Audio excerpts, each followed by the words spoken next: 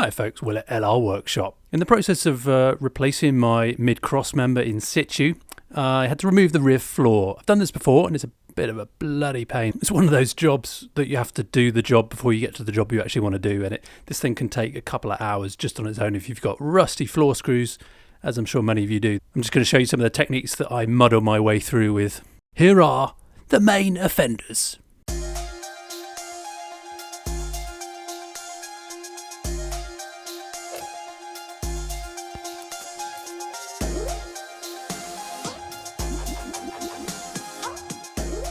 Yes, there's bloody loads of them.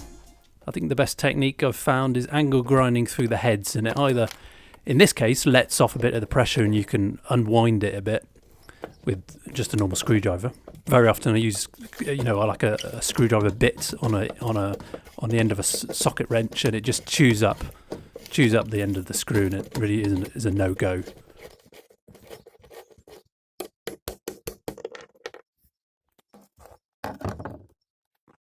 Another technique is splitting the nut.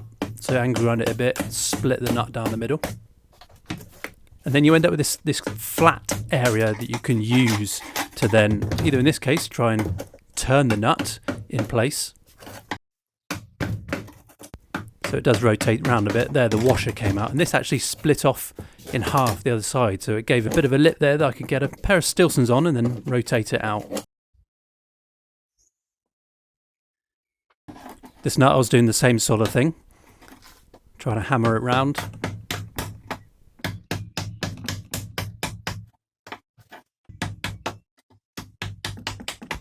Quite handily, it decided to melt away in my fingers.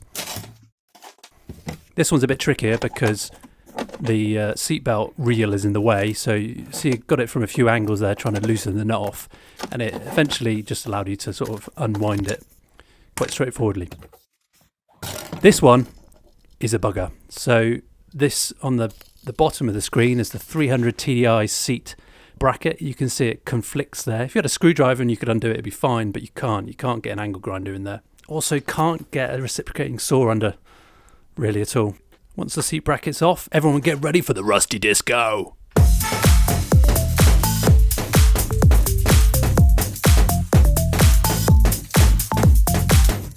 Is everyone having a good night? I want to see your bodies jump into the beat.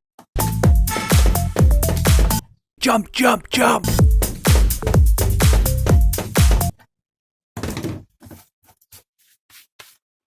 These screws on the end here that go through into the sill and hold on the kind of retainer for the middle carpet or rubber flooring. Sometimes you've got to chew them up to be able to pass it through. It's a bit difficult to get access from underneath because of that inside the sill channel. So you're left with a pile of rusty screws, some sheared off screws, a hairy screwdriver, and a driveway of corrosion.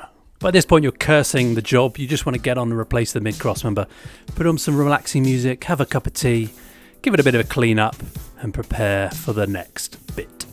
In my case, the floor was stuck down a bit because the previous owner had put carpet in this at some point and had used some self-tapping screws through the floor into the bit underneath, so they were kind of holding it down a bit and needed a bit of chiseling up. But we're not finished yet. You've either got two choices here. One is you could take off the seat brackets on the rear tub end because the floor needs to flip up at the rear or at the front. So you gotta take the seat brackets off. You probably have to, in this case, I need to take them off to replace the mid-cross member anyway, so I chose to take the seat brackets off.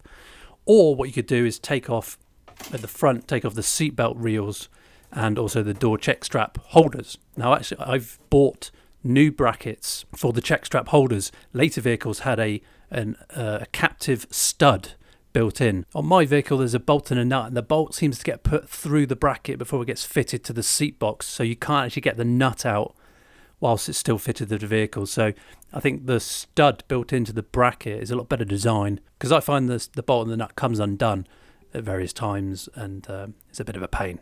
Part numbers are on the screen. So the floor is out. And once it's out, you've then got to contend with these sheared off screws that you've got left in the rear tub here and the seat box on the leading edge. You can also see here why I'm replacing my mid-cross member not a moment too soon.